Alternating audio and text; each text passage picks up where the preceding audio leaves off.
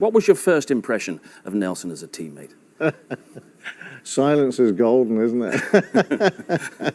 Bad as that. Nelson was very competitive on the track, but what I underrated was how competitive he was off the track. There would be nothing, no lengths he wouldn't go to better you in any way, shape or form. And a lot of that was working behind closed doors with the team or various things, or even sometimes mechanics or various things. Early on in the 1986 season, Frank Williams had his dreadful road accident, and his influence in the team wasn't as great as it should have been. Did Nelson move into the sort of vacuum that was created? Let's balance it. You've got to be fair to Nelson here. He came to the team outright number one, and when you sign contracts to be outright number one, you want the number two driver controlled. And you can do that off the circuit with getting the best car, best engine, best mechanics and engineers to do the job. What you can't do is on the circuit, because I'm there to race. Any number two is there to race to do the best job they can for themselves to hopefully get a contract the following year. And the number two is gauged by the number one driver, if you can be close to them in qualifying, or if you can out-qualify them, or if you can out-race them. So, you know, to sympathise with Nelson, because he was double world champion at that time, to have someone like me who was totally underrated actually start out-qualifying him and out-driving him and doing some outrageous things that I did on the circuit because I was a thoroughbred racer.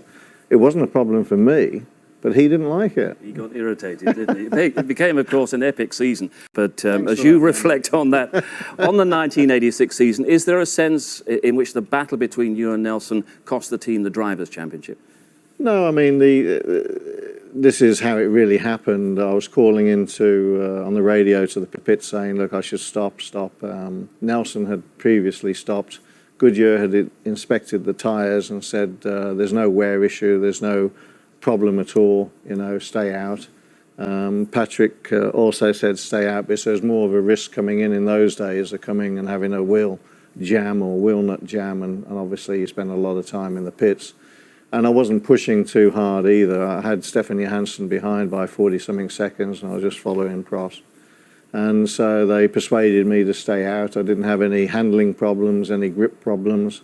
And then, needless to say, literally a couple of laps later, the tyre exploded. So I did want to come into the pits to change, but I was persuaded not to.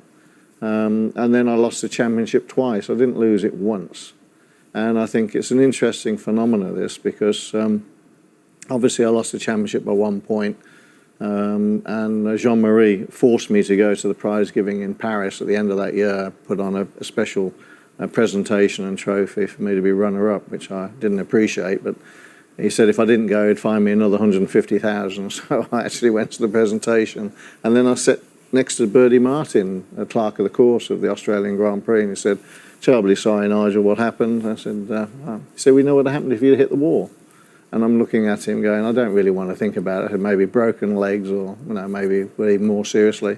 He said, no, well, basically, in short, the race had gone 2/3 distance. He said, if you'd have stayed on the circuit and the debris would have stopped the race, red flagged it, and you'd be world champion. So the moral of the story, ladies and gentlemen, when you're having an accident at 200 miles an hour, get the rule book out and have a look at the rule book.